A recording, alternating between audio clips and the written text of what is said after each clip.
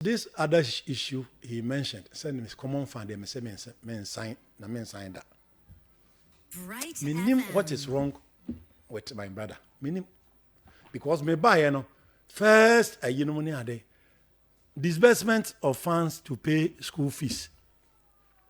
Which allows me buy me can say 10,000. Then I'm here now. I'm starting a radio station. Started somewhere here. I went to check now. Me say we be da me ponso. This here I will procurement to our here day on process it. My main son can see do say assembly ho no say no.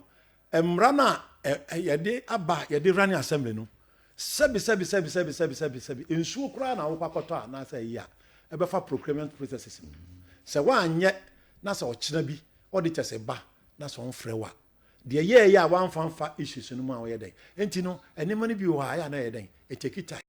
Aside that no kura no me buy and I think there was a request for about 33,418 respect of items purchased for the aged, like penny for no money. I signed a MP's common fund. Me sign man, Emma Okyere.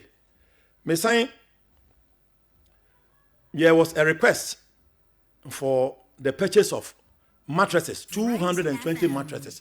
Ma sign ama and also onwaji ediakwakutia. There was a request for the payment of about 49,504 in respect of items purchased to support widows. Mesai mano. Dear nanu ya no a opeja nsam ni nyina me ba hanom be kan se ne call office kra kire obi di document bi bre me de be kire mo ha. It wasn't stamped. I just any receive. Me a me call me free akwa mama won receive. Me kasa se sie no e wo procurement officer ho a won ye den. Won ye ho adwuma. Me kan adi se nyame anu munyam se meti wono ma President Mahama de me beta amfa me ametena ho se sebe me ne obi a me den e metwe man so se me adwuma emfa mwa NDC aban ene na ban se de be ya e be free so no o manfo no benya gidie bi obi no wa den on de ato abaman enti sa ne ma we no nyina no procurement for no ewia asam de asikra wo se ene akra me frɛ me ne me finance officer kasai ene nansa no na wo nkwala no aba ho ba be cheke sa ne man sa ready apekia. Me finance officer no me say what is happening? Mo be mo delay mo na mo ma enema no nkoso a mentimi ema me nua no ati ba bi a oka sebe de ope no. Eti ni na yi no ye kan say ne documents ne na request or there ba no. Why are we no working on it? No say oh chief, they are all working on all of them. Say si akra we no e wo procurement ho omo ye den on process.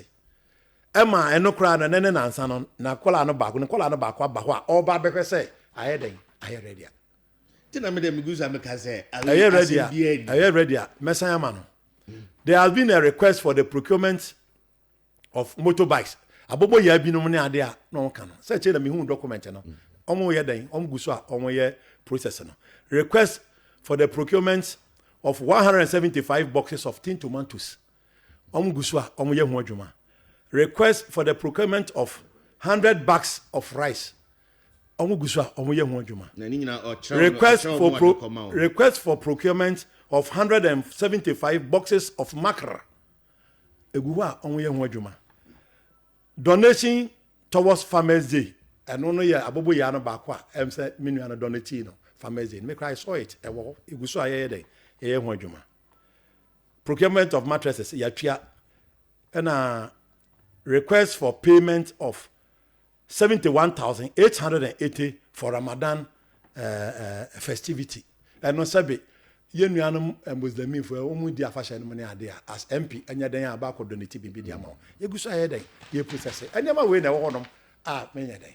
Menyi ni say bibi akra wo mu a aye te sabe request for the payment of a chief's compound and a request for the payment of a school fees, a school building. And now request for we any other cancer, you didn't put to be ban my head. My manner is taught.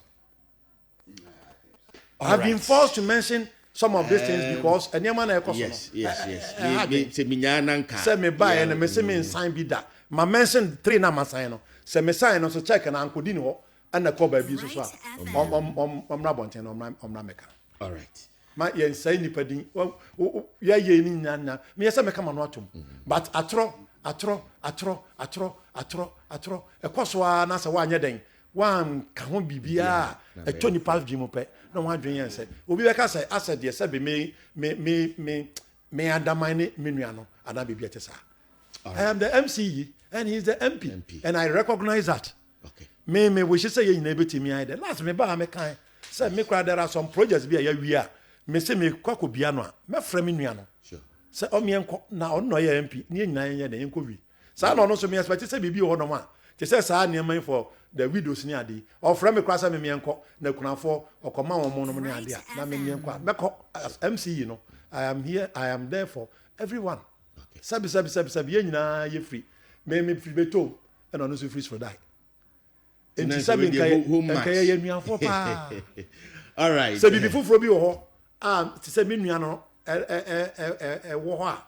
O ma mi hu ya, o ma mi hu na bibi e ho no nya den. Ye nka me de me ne ni asembia. Yo. Ya da se sa ne hwehwe no se ebekọ no na munyina maka bomu sanse yese asromienu ko a kwae mu sensan ni nua ne hu amane ti se etremienu no ekoba se wentwi bi ekoso a affect yen ba se ne wakan no bibia ni ho a ne ade a me pese